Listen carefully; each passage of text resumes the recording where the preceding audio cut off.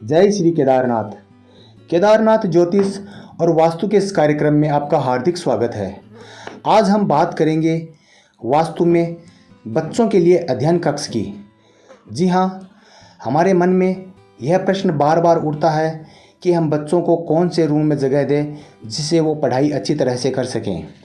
तो आपको जो मैं बताने जा रहा हूँ वह बहुत ही महत्वपूर्ण है। आप अपने बच्चों के लिए अध्ययन कक्ष का जो स्थान है वो उत्तर दिशा या पूर्व दिशा में रखें।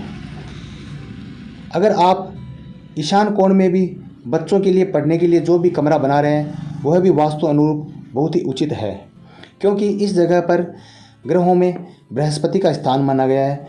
बृहस्पति विद्या का ग्रह भी है और इसका श्वास ईशान कोण में होने के कारण वहाँ अध्ययन कक्ष या पाठशाला बनाई जा सकती है। अध्ययन कक्ष में पूर्व, पश्चिम एवं उत्तर दिशा में खिड़कियां शुभत्व प्रदान करती है। अध्ययन कक्ष का दरवाज़ा पूर्व, ईशान या उत्तर पश्चिम में रखना चाहिए। दक्षिण, आग्नेय और नैऋत्य में कभी भी नहीं रखना चाहिए अध्ययन कक्ष का दरवाज़ा। अध्ययन कक्ष में शौचालय कभी भी नहीं बनवाना चाहिए। आवश्यक हो तो आप वहां बाथरूम का निर्माण जरूर कर सकते हैं। अध्ययन कक्ष में अच्छे फूलों के गमले लगाना चाहिए जिससे विद्यार्थियों का मन प्रसन्नचित्त। अध्ययन कक्ष की दीवारें, दरवाजे, कबाट, टेबल इत्यादि पर जो लकड़ी का रंग होता है वैसा रंग आपको करना चाहिए। यह रंग शुभ भी होता है। इसके अलावा आप स्काई ब्लू रंग का उपयोग भी कर सकते हैं। इसके अलावा हल्के बादामी रंग से भी आप अध्ययन कक्ष की दीवारों को रंग सकते हैं।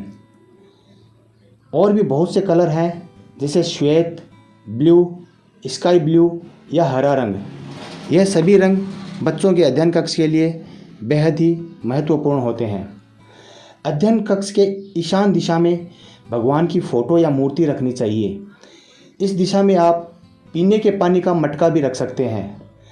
अभ्यास की पुस्तकें रखने का कबाट इस कमरे की पूर्व या उत्तर दिशा में ही रखना चाहिए। वायव्य कोण में पुस्तकें रखने से पुस्तकें दोस्त वगैरह मांग कर ले जाएंगे और वापस नहीं देंगे। इसको आप बाल स्वभाव भी कह सकते हैं। पुस्तकें चोरी होने का भी डर रहता है क्योंकि बच्चे कभी पुस्तकें ले जाते हैं और वापस नहीं करते।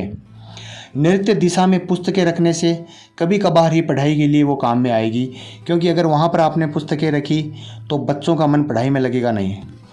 अध्ययन कक्ष में अश्लील या हीरो हीरोइन की कोई भी फ़ोटो, जंगली जानवरों के कोई चित्र, किसी भी प्रकार के लड़ाई झगड़ों के फ़ोटो नहीं लगाने चाहिए।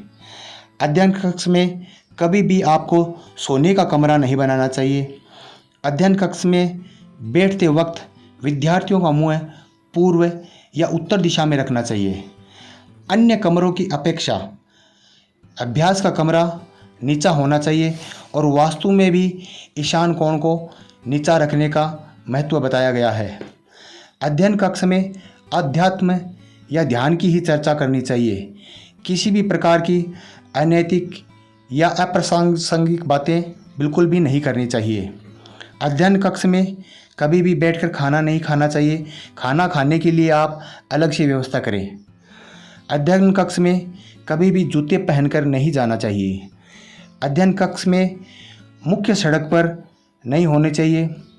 अगर आपका अध्ययन कक्ष मुख्य सड़क पर है तो राहगीर या मोटरसाइकिल या किसी भी वाहन के कारण या उनकी आवाज़ के कारण पढ़ाई में व्यवधान आता रहेगा। अध्ययन कक्ष में लोहे का पलंग, लोहे की कुर्सी, टीवी या कोई भी साउंड सिस्टम नहीं होना चाहिए। जहाँ तक हो सके अध्ययन कक्ष में कोई भी पुराना सामान नहीं रखना चाहिए। अगर आपका अध्ययन कक्ष वास्तु सम्मत बना होगा तो इसमें पढ़ने वाले बच्चे निश्चय ही प्रगति की तरफ अग्रसर होंगे।